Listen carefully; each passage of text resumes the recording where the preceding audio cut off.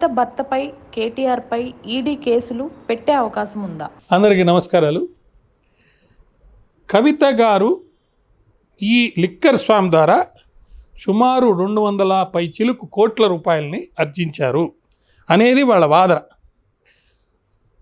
అయితే ముందస్తుగా ఆమె సుమారు 100 కోట్ల రూపాయలని ఆప్ నాయకులకి లేదా ఆప్ పార్టీ వాళ్ళకి ఇచ్చినట్టుగా ఒక వాదన.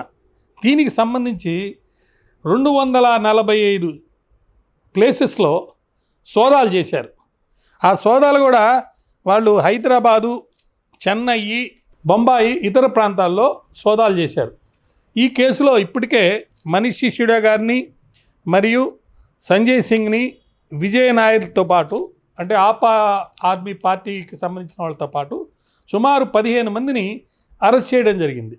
దాంతోపాటు కవిత గారు పేరుతో ఉన్న ఆస్తులు, కవిత గారి భర్త లేకపోతే ఇతరులకు సంబంధించిన ఆస్తులకు సంబంధించి కూడా విచారణ చేసినట్టుగా మనకు తెలుస్తుంది.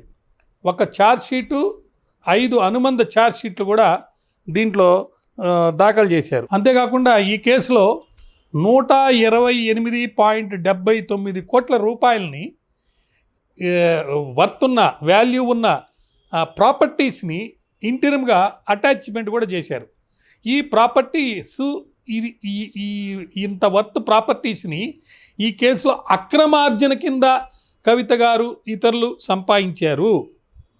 ఆ సంపాదించిన డబ్బులో నుంచి ఈ ఆస్తులు కొన్నారనేది వాదన. కాబట్టి ఈ ఆస్తులు ఎవరెవరి పేరుతో ఉన్నాయి, అవి ఎవరి కుటుంబ సభ్యుల పేరుతో కానీ బంధువుల పేరుతో కానీ ఉంటే వాళ్ళకి సంబంధించి కూడా వాళ్ళ మీద కూడా వాళ్ళకి సమ్మన్లు ఇవ్వటం, వాళ్ళ మీద కూడా తగు చర్య తీసుకోవటం, ఈడీ యాక్ట్ కింద ఏమైతే పవర్స్ ఉన్నాయో ఈడీ ఆఫీసర్స్కి వాటిని ఎక్సర్సైజ్ చేసి ఈ ఆస్తుల్ని ఈ కేసు ద్వారా సముపార్జించారు.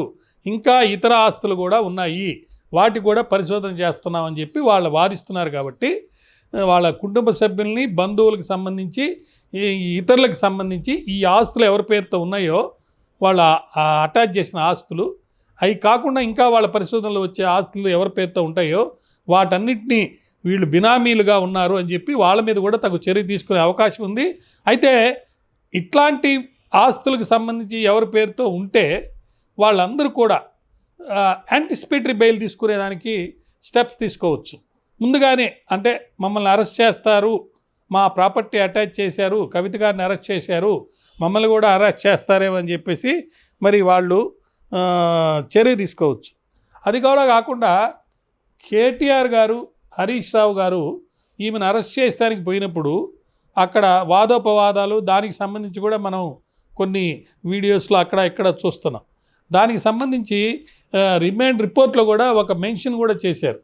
అంటే దీనికి ఒక ఇంపార్టెన్స్ ఏంటంటే ఆ అరెస్ట్ తర్వాత ఆమె ఆరోగ్యం బాగలేదన్నట్టుగా ఒక వార్త, మరలా దీనికి సంబంధించి సింపతిగా ఒక బంద్ పిలిపివ్వటం, కొన్ని దిక్కళ్ళ అరెస్టులు జరగటం లేదా కొన్ని దిక్కళ్ళ ప్రొటెస్టులు జరగటం కూడా జరిగినాయి.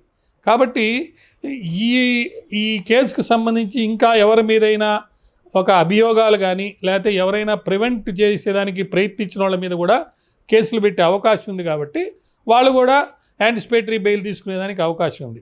దీంతోపాటు మరొక ముఖ్యమైన విషయం ఏంటంటే ఇప్పటికే కేజ్రీవాల్ గారు అనేక సందర్భాల్లో ఆయనకి సమ్మనిస్తే రానందువల్ల ఆయన మీద రోజవన్నీ కోర్టులో ఈడీ వాళ్ళు ఒక పిటిషన్ వేస్తే ఆ పిటిషన్ ద్వారా ఆర్డర్స్ ఇచ్చి మీరు వెళ్ళి స్టేట్మెంట్ ఇవ్వండి, ఎంక్వైరీకి అటెండ్ కావండి కోర్టు కూడా ఆర్డర్ వేసింది. మరి అది అటెండ్ అవుతారా లేదో చూడాలి. అదే సందర్భంగా ఇంకొక కేసులో కూడా కేజ్రీవాల్కి సంబంధించి మళ్ళీ ఈడీ సమన్స్ ఇస్తే దాంట్లో కూడా అటెండ్ కాలేదు.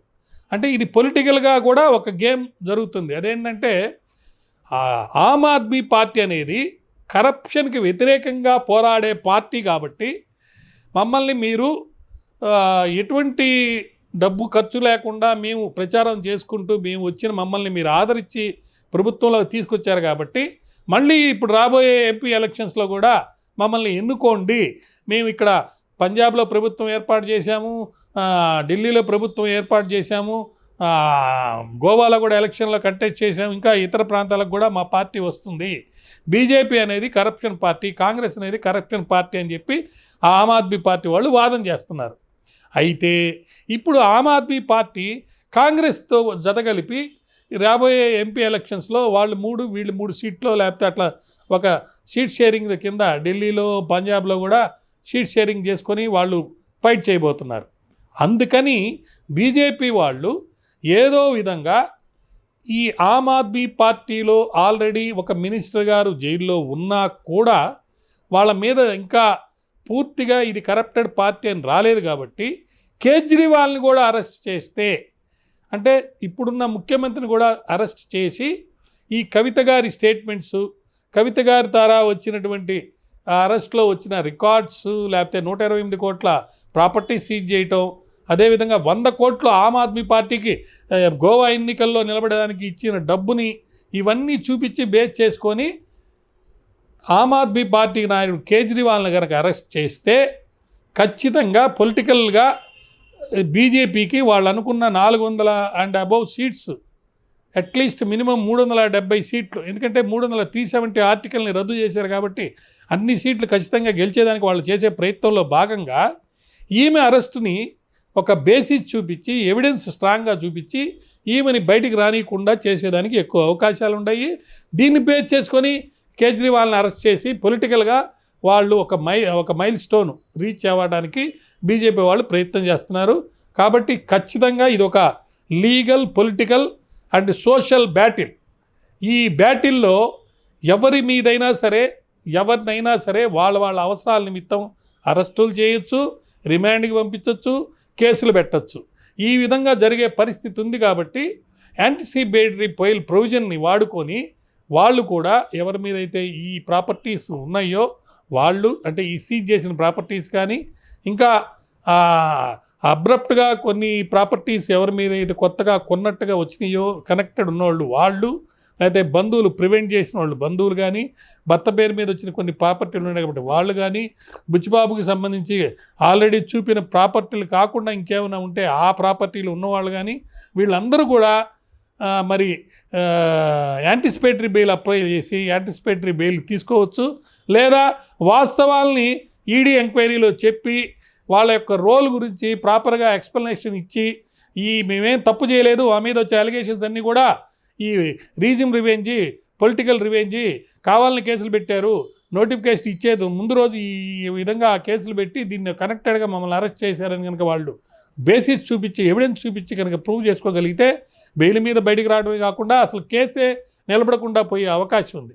కాబట్టి బోత్ సైడ్స్ చాలా స్ట్రాంగ్గా ఈ పర్టికులర్ కేసెస్లో పొలిటికల్గా, సోషల్గా, లీగల్గా ఒక బ్యాటిల్ జరుగుతుంది. కాబట్టి దీని యొక్క రిపర్కేషన్స్ ముఖ్యంగా తెలంగాణ, ఆంధ్ర రాష్ట్రంలో, ఎందుకంటే ఆంధ్రాలో శరత్ చంద్రారెడ్డి గారు దీంట్లో ఇన్వాల్వ్ అయినారు, ఆంధ్రాలో మాగుంట శ్రీనివాసరెడ్డి కొడుకు రాఘవరెడ్డి దీంట్లో కేసులో ఇన్వాల్వ్ అయినారు.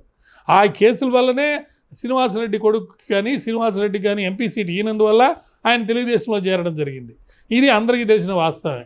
కాబట్టి ఈ case Delhi liquor scam case అనేది ఏ విధంగా 2 రాష్ట్రాల్లో ప్రబలిందంటే ప్రతి చిన్న విషయాన్ని కూడా ఇప్పుడు అనేక విధాలుగా చూపిస్తున్నారు. ఉదాహరణకి కవిత గారు ఆమె ఇంటర్వ్యూ ఇచ్చేటప్పుడు ఒక సందర్భంగా, మీరు ముఖ్యమంత్రి అయితే మీరు ఫస్ట్ ఏ కార్యక్రమాలు ఏది చేపడతారు, ఏ విధి విధానాల మీద మీరు ప్రణాళిక రచించుకొని ముందుకెళ్తారంటే, నేను ముఖ్యమంత్రిని అయితే ఫస్ట్ చేసేది లిక్కర్ని, అంటే మద్యాన్ని నిషేధిస్తానని చెప్పడం జరిగింది. మద్యాన్ని నిషేధిస్తానని చెప్పి పోరాట పటిమ కలిగి పోరాటం ద్వారా పదవుల్లోకి వచ్చినటువంటి ఒక పార్టీ నాయకురాలు ఇలా చేసిందని చెప్పి ఆమె మీద కేసులు పెట్టి ఆమెను జైలుకి పంపించడమే కాకుండా ఆమెకు సంబంధించిన బంధువులు, ఇతరుల మీద కూడా కేసులు పెట్టి ఒక లోపభూయిష్టమైనటువంటి పార్టీ, ఒక కరప్టెడ్ పార్టీ ఇది అని చెప్పి ఒక ఫైట్ చేసి ఏదో విధంగా బీజేపీ పార్టీ నెంబర్ 1 పొజిషన్కి తెలంగాణ రాష్ట్రంలో రావాలనేది ఒక ప్రయత్నం జరుగుతుంది. అయితే ఇక్కడ అందరూ అనుకునేది ఏంటంటే, ఒకవేళ అది నెంబర్ 1 రాకపోతే, అది నెంబర్ 2కి పోతే బీజేపీ కాంగ్రెస్ని నెంబర్ 1 చేయబోతుందా అంటే అది అబద్ధం, అది కాదు. ఈ ఎలక్షన్స్లో సింపతి అనేది చాలా పనిచేస్తుంది. కేసీఆర్ లాంటి నాయకుడు, పోరాట పట్టిమ కలిగిన వాడు, ఉద్యమ నాయకుడు ఈ యొక్క అవకాశాన్ని తన కుటుంబీకుల మీద, తన కూతురు మీద, తన మీద ఒక దాడి చేసి, మేము ఏదో బై మిస్టేకు మాకు ఓట్లు కొన్ని వేయనందువల్ల మేము పార్టీని పవర్లోకి రాలేదు, అది అవకాశంగా తీసుకొని వాళ్ళిద్దరూ కుట్ర పన్ని, అంటే బీజేపీ వాళ్ళు కాంగ్రెస్ వాళ్ళు కుట్ర పన్ని మమ్మల్ని ఈ విధంగా అన్యాయంగా, అక్రమంగా, చట్ట వ్యతిరేకంగా అరెస్ట్ చేసి ఇబ్బందులు పెడుతున్నారని చెప్పి నెంబర్ 1 బీఆర్ఎస్ రావాలనేది బీజేపీ కోరిక. అయితే కాంగ్రెస్ మరి రేవంత్ రెడ్డి గారు ప్రైమ్ మినిస్టర్ని పెద్దన్న అని చెప్పి సంబోధించిన దాంట్లో నుంచి చదివి బీఆర్ఎస్ని 3వ స్థానానికి తీసుకొచ్చి కాంగ్రెస్ మొదటి స్థానానికి పోవడానికి ఒక ప్రయత్నం జరుగుతుంది, దానికి లోపాయికారిగా బీజేపీ కూడా సహకరిస్తుంది అని ఎవరి స్వార్థం వాళ్ళు, లేకపోతే ఎవరి పార్టీని వాళ్ళు నెంబర్ 1 పొజిషన్ తీసుకొచ్చేదానికి ప్రయత్నాలు చేసుకుంటున్నారు. ఏది ఏమైనా చట్టపరంగా జరిగే ఈ పోరాటంలో, లేకపోతే పొలిటికల్గా జరిగే ఈ పోరాటంలో ఎవరిని ఎప్పుడు ఎందుకు అరెస్ట్ చేస్తారు, ఎవరు బయటకు వస్తారు అనేది, ఎప్పుడు ఏ ఎవిడెన్స్ ఉంటుంది అనేది కాలక్రమేణా జరిగే దాంట్లో చూడాలి. దానికి అనుగుణంగా రాబోయే ఎన్నికల్లో ఎవరికి పట్టం కట్టి ఎక్కువ సీట్లు, పార్లమెంటరీ సీట్లు ఎవరికి వస్తాయో ప్రజల దగ్గర నుంచి, ప్రజలకి దీని గురించి ఎలా చెప్పుకుంటారు ఈ 2 నెలలు అనేది ఈ పోరాటం జరుగుతూనే ఉంటుంది. దీని కాన్సిక్వెన్సెస్ ఇటు ఇక్కడ పార్లమెంట్ ఎలక్షన్స్లో, అటు ఆంధ్రాలో అసెంబ్లీ అండ్ పార్లమెంట్ ఎలక్షన్స్లో ఖచ్చితంగా ఉంటుందని నేను భావిస్తున్నాను.